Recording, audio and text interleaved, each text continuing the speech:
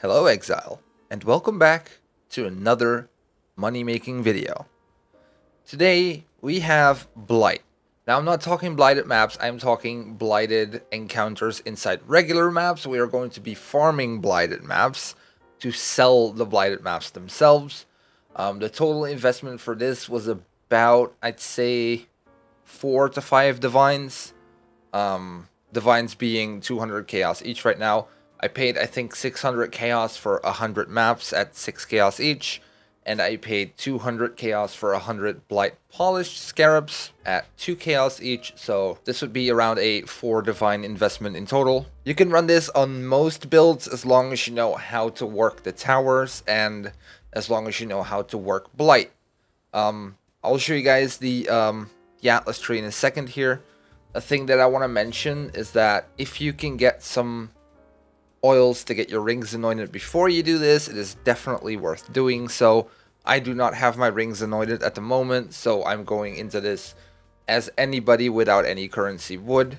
So yeah, let's hop over to the Atlas tree. So this is my Atlas tree, and as you can notice, I don't take the blighted node down here because I don't care about the non-unique monsters or the faster spawns. And I do not care about my maps having an area contains a blight encounter modifier on them, so I am not taking this cluster here. I am taking this one, however, because of the blighted chests in your maps are lucky, and you have 80% higher chance to contain blighted maps. Also these for an additional reward, and items in one blight chest in your maps are lucky. We also take distilled fungus because of the anointed jewelry, which can have golden oil anoints. And we take blight spawn to get the oil extractors and have a tier 1 higher oil in our maps. I also stake sturdy construction just in case that we do die in a blighted encounter, our pump won't die immediately. I am running Exile, as you can see here, and I'm taking the boss map nodes in the top. These are totally optional. You don't have to take these. These don't do anything for blight. If you want to run essence instead, feel free to run essence instead to have a more steady income. I like to have some conqueror and elder shaper and synthesized maps that I can run myself or sell at the end. Alright, for this strategy, I am running tier 16 toxic sewers. Now the reason I'm running toxic sewers is because it's a very dense layout and you don't want your blight to grow into a ton of different directions. This will force the blight to have 1 or maybe 2 paths and more blighted chests in the end instead of getting 6 or 7 different reward types at the end of the blight. Alright, so for this method, I do alch all of the maps. I don't chisel them up because I don't think it is worth doing so. 4 chisels per map can total up to a lot of chisels if you run 100 maps like this. So I don't chisel them, I just alch them, I throw them in, I go. We look for the blight, obviously finish the blight, then we kill the boss, and after killing the boss, we will clear the rest of the map. The thing with Toxic Sewer is that it's a very round layout, so you can go one way, kill the boss, and then on the way back, take the other side. That way, your Eater or Exarch altars will no longer have the boss modifiers on them, and you will make more money overall.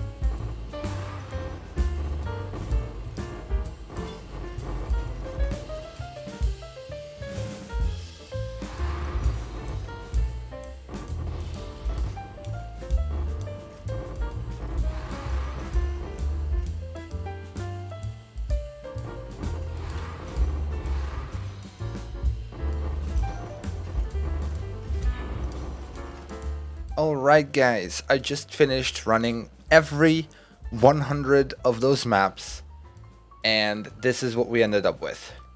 I ended up with 117 blighted maps, which equals to about 14 divines worth. And we have 2 loot tabs full of loot. We dropped 2 sixlings, we dropped a couple of chaotic resonators, we dropped 1 divine orb in total, and a whole bunch of other stuff in here as well. The main loot comes from like awakened sextons, oils, stuff like that.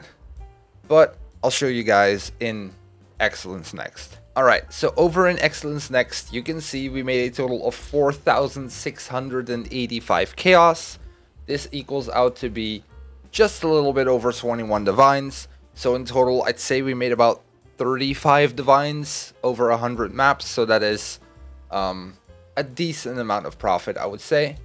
We spend about 6 divines doing this, so we have a total profit of 29 divines. Now, how long did it take me to run all these maps? These maps were about 2 to 3 minutes per map, so I would say you'd be able to run anywhere between like 15 to 20 maps per hour, so overall about 5 to 6 hours. Definitely a very, very decent way to make money. I would say it's about a 5 divine per hour strategy, so yeah. Other than that, we obviously also have almost half a stash tab full of anointed jewelry. This is all jewelry that only has golden or silver oils on them. If you have awakened PoE trade, you can check the anointed jewelry on the spot by just price checking it. It'll show you exactly what oils are on the item when you do so. So that is how I filtered these out. I do have 2 unique jewelry items that you can't check this way, so I have no idea what this one is going to have. Other than that, all of these should give gold or silver. Obviously, there's a chance that we hit the lower oil as well, so they're not guaranteed gold or silver, but I will extract them right now. Alright, so I have 60 extractors here. This should be just a little over 50 jewelry. I did take some of the extractors that we got from the loot tab. I did buy a couple of extras. So let's open these up and see what we get.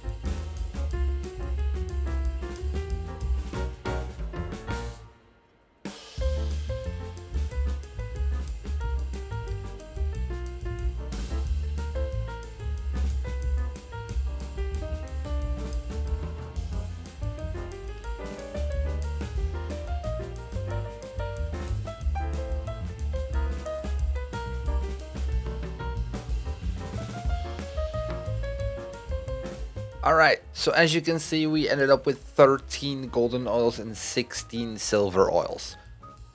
This adds up to another 5 div or so. So, total loot, about, I would say, 35 div profit. Definitely worth running this strategy if you do enjoy mapping, if you do enjoy Blight. Obviously, all the loot from loot tab 1 and 2 are just from regular map loot. I did get a very lucky memory that I instantly sold because the price was dropping. So I sold it at the time for 120 chaos, which was the essence memory. It went down to, I believe, like 100 chaos that same day. It might have gone up now, I'm not sure. I myself took about 3 days to run all of this because I have a lot of stuff to do and I couldn't run it all in one go. But yeah, about 5 to 6 hours to get all of this done. Then we have the blighted maps as well, so we just got an absolute massive amount of loot from this.